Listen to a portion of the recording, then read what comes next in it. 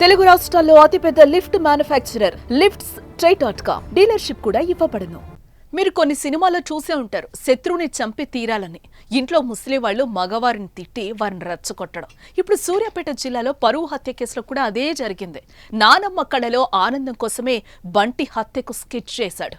అందుకే హత్య జరిగిన వెంటనే శవాన్ని నేరుగా నానమ్మకు చూపెట్టి రాత్రంతా కారులో షికారు చేశారు నిందితులు.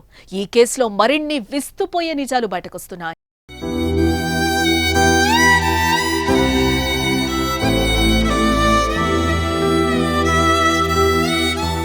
సూర్యాపేట కేంద్రంలోని పిల్లలమరి సమీపంలో వడకొండ్ల కృష్ణ అలియాస్ మాలబంటిని హత్య చేసింది మొత్తం 6. బంటి భార్య భార్గవి అన్న నవీన్, తమ్ముడు వంశీ, తండ్రి సైదులతో పాటు మరో 3 ఈ హత్యలో పాల్గొన్నారు. వారిలో 4 భార్గవి కుటుంబ సభ్యులే కాగా వైరి మహేష్ అనే యువకుడితో పాటు నల్గొండకు చెందిన మరో వ్యక్తి సాయం తీసుకున్నారు. తమ ఇంటి ఆడబిడ్డను వేరే కులానికి చెందిన బంటి ప్రేమించి పెళ్లి చేసుకున్నాడనేది హత్యకు ప్రధాన కారణం. స్నేహం పేరుతో ఇంటికొచ్చి తమ చెల్లిని ప్రేమించాడని బంటిపై కోపం మహేష్ కు ఎంతుందో వారి ఇంట్లో కుటుంబ సభ్యులకు కూడా అంతే ఉంది. ముఖ్యంగా బంటి నానమ్మ ముందు నుంచే మనవరాలు వివాహాన్ని వ్యతిరేకిస్తూ వస్తున్నారు.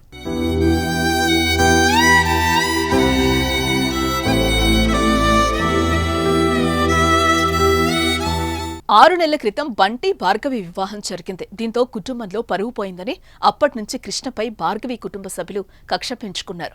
గతేడాది డిసెంబర్లో క్రిస్మస్ సందర్భంగా ఇద్దరు కలిసి దిగిన ఫోటోలు సోషల్ మీడియాలో పెట్టడంతో కుటుంబం మరోసారి రగిలిపోయింది.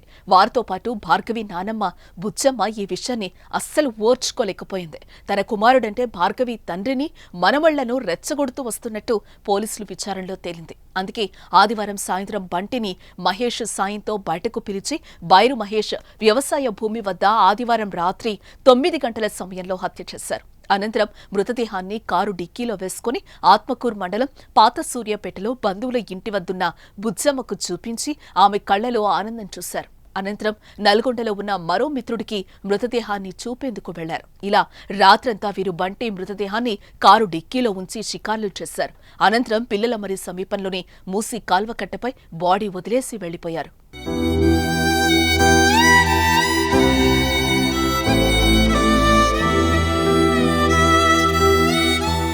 బంటిని హత్య చేయాలనే ఉద్దేశంతో 2 నెలల నుంచి బంటితో మహేష్ స్నేహం చేస్తున్నాడు. చిన్న చిన్న సెటిల్మెంట్లు చేసే మహేష్ బంటిని కూడా వాటికి తీసుకెళ్లాడు. ఇలా పూర్తి నమ్మకం వచ్చాక హత్యకు భార్గవి కుటుంబ సభ్యులు ప్లాన్ వేశారు. ఈ నెల 19నే బంటిని చంపాలని చూశారు. కానీ అది కుదరకపోవడంతో ఆదివారం రాత్రి పక్కా స్కెచ్తో ప్రాణం తీశారు. ముందుగా మహేష్ ఫోన్ చేసి బంటిని తన పొలం గట్టు వద్దకు పిలిపించాడు. తర్వాత అక్కడికి భార్గవి కుటుంబ సభ్యులొచ్చి అంతా కలిసి బంటిని చంపేశారు. పీక నులిమి బండరాయితో తలపై కొట్టి చిత్రహింసలు చేసి చంపేసినట్టు పోలీసులు గుర్తించారు. బంటి హత్యకు భార్గవి నానమ్మ కూడా ఒక కారణమని తెలిసి అంతా ఆశ్చర్యపోతున్నారు.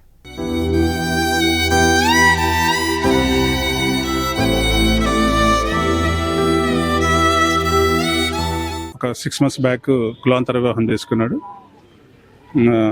డిసీజ్ వాళ్ళ వైఫ్ చెప్పేదాని ప్రకారం నిన్న 5 o'clock బైరు మహేష్ పర్సన్ వచ్చి తీసుకెళ్ళిండు. మార్నింగ్ మర్డర్ అయినాడు. కులాంతర వివాహం వల్లనే జరిగిందని వాళ్ళ ఒక కంప్లైంట్.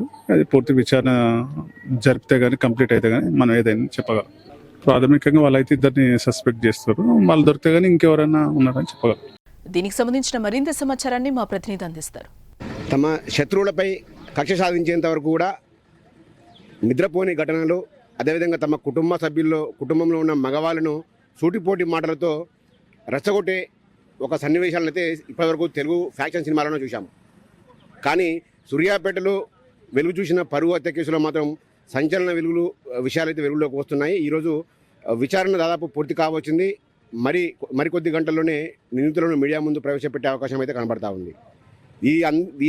ఈ మొత్తం సీన్లో మాత్రం ఎవరైతే భార్గవి ఉందో భార్గవి నానమ్మనే కీలకంగా కూడా పోలీసులు అయితే చెప్తున్నారు. ఆమె రెచ్చగొట్టడం వల్లనే మనవలను హత్యకు పాల్పడినట్లు తెలుస్తూ ఉంది.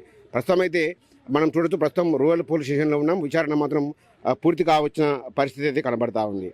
ఎక్కువ గత మృతదేహం అంతా ఏదైతే రాత్రి 26వ తారీఖు రాత్రి కృష్ణను అలియాస్ బంటిని హత్య చేసిన తర్వాత తమ నానమ్మ బుచ్చమ్మనే కీలక సూత్రధారి. బుచ్చమ్మ పదే వీళ్ళని రెచ్చగొట్టడము, ఎందుకురా అన్నం తింటున్నారు మీరు, ఎలా తినబుద్ధి అవుతుందిరా అంటూ కూడా రెచ్చగొట్టి వాళ్ళ మనవలను మాత్రం మొత్తం కూడా ఒక కక్ష సాధింపు ధోరణిలో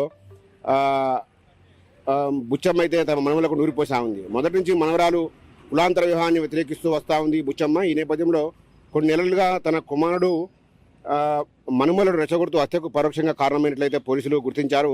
హత్య చేసిన తర్వాత మృతదేహాన్ని కారులో వేసుకొని అయితే హత్య చేసిన తర్వాత తమ నానమ్మ కళ్ళల్లో ఆనందం చూడడానికి కోసం ఈ డెడ్ బాడీని ఏకంగా వాళ్ళు సూర్యాపేట జిల్లాలోని ఆత్మకూరు ఎస్ మండలం పాత సూర్యాపేట గ్రామానికి చెందిన ఒక చనిపోయిన కార్యక్రమం ఉంది. అక్కడ కర్మ కార్యక్రమాల్లో పాల్గొనడానికి అయితే తమ నానమ్మ బుచ్చమ్మ వెళ్ళింది.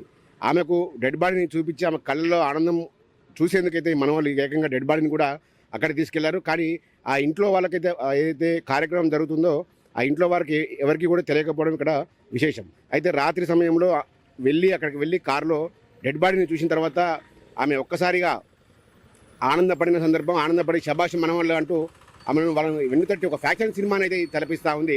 అనంతరం ఈ డెడ్ బాడీని తీసుకొని దాదాపు 120 కిలోమీటర్ల పైగా డెడ్ బాడీని కారులోనే వేసుకుంటూ సంచరించారు. అయితే ఈ డెడ్ బాడీ మొత్తం ఇటు జనగాం రోడ్లోను మొదటగా పాత సూర్యాపేటకి వెళ్ళారు. పాత సూర్యాపేటలో తమ నానమ్మకు చూపించిన అనంతరం జనగాం ఇది అరవపల్లి తిరుమలగిరి రూట్లో కూడా వెళ్ళారు. కానీ డెడ్ బాడీని ఎక్కడికి వేయాలో తెలియలేదు.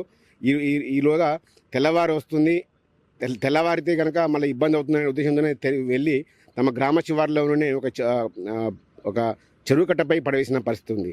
ఈ మొత్తం వ్యవహారంలో మొత్తం ఇప్పటికే వాళ్ళ నానమ్మను కూడా పోలీసులు అదుపులోకి తీసుకున్నారు.